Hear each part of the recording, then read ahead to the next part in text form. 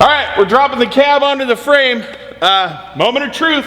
If it all goes as planned, it was all me. Awesome job, Cooper. If it's jacked up, it was these two from the Lollipop Guild.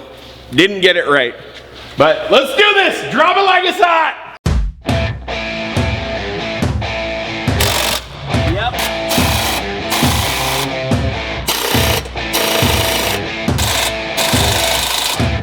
All right, so some of the things we're running into, we must have misplaced the instructions on the frame shortening cab setup. And some of the things we have found by trial and error is now there's a little hump on the bottom of the cab. This bad boy here that we're gonna sit in to protect us, that doesn't like the fuel tank being right where it's supposed to be. So we're gonna drop the tank, see what we can't figure out. I've got an idea. We need to look at a few things, take some measurements, and we might be able to use a different fuel tank out of a different truck that will work perfectly. Got it? Yeah.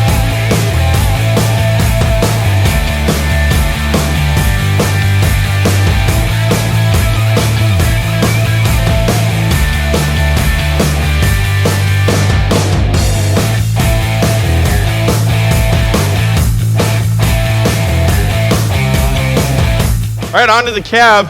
We're trying to multitask here, which is a little interesting. So we've also torn apart the interior because we got to do up a cage. Let me be the first to show you what we got going on. Oh, yeah, this seating position is going to be unique. What the? I don't think this is going to work, guys. We better get to it. We only have a couple months.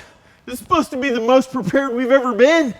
And I kind of feel like I've got a little anxiety. Whew. Oh my gosh, there's a lot to do.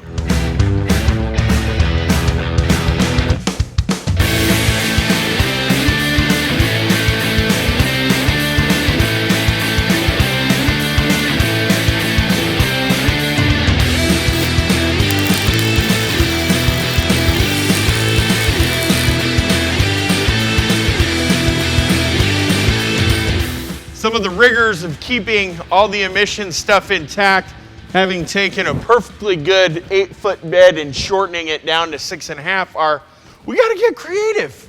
We gotta get creative on where we put everything. So yeah, instead of hauling lumber and gear, we're hauling around our DPF. Right now we're working on getting this bad boy set up in here. We've affectionately referred to it as our burrito warmer. I think we're gonna put a little rack on here. We can grill some things, do up some eggs, whatnot on the trail.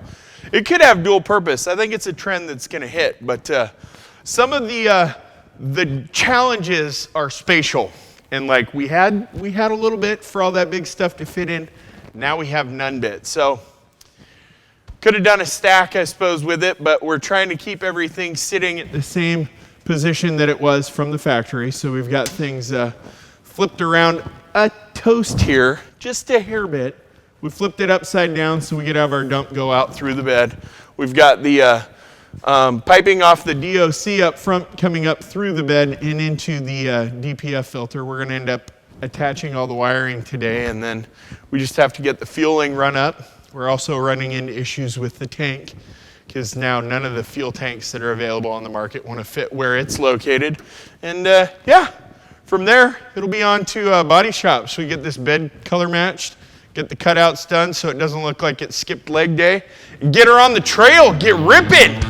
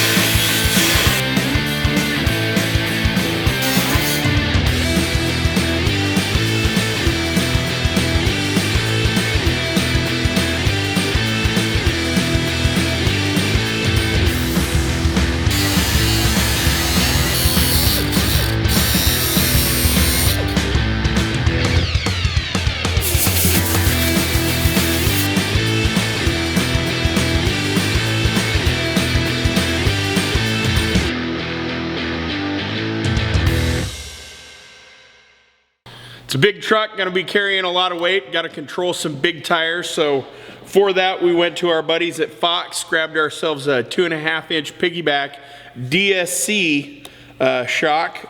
They've been custom valved internally, changed quite a bit for the weight and the wheel travel. This is about mid-stroke right here, so it is not maxed out. We have all the pressure out so we can install them easier, but yeah, pretty excited about getting these in there and giving it a whirl. Should handle quite nicely. Big boy trucks need big boy shocks.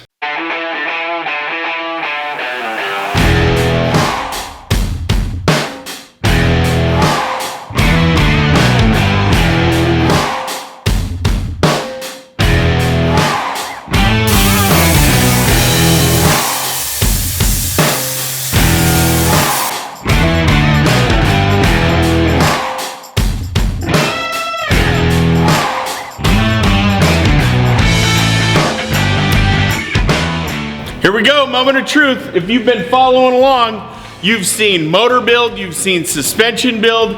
We've got everything lined out. Our friends at BD took care of us with one of their exhaust manifolds, screamer turbos, full trans build, and 12 mil stroker pump. And our friends at ATS got us over one of their ATA turbos, the soon-to-be EO carb compliant emissions compound turbo. Hamilton cam, ARP head studs, dynamite injectors, and woo! She's all bigged up on the 42s. Hit it! Ah, I love it! That's the sound of nature, and birds fluttering, and wind in trees, and all the emissions. Yeah!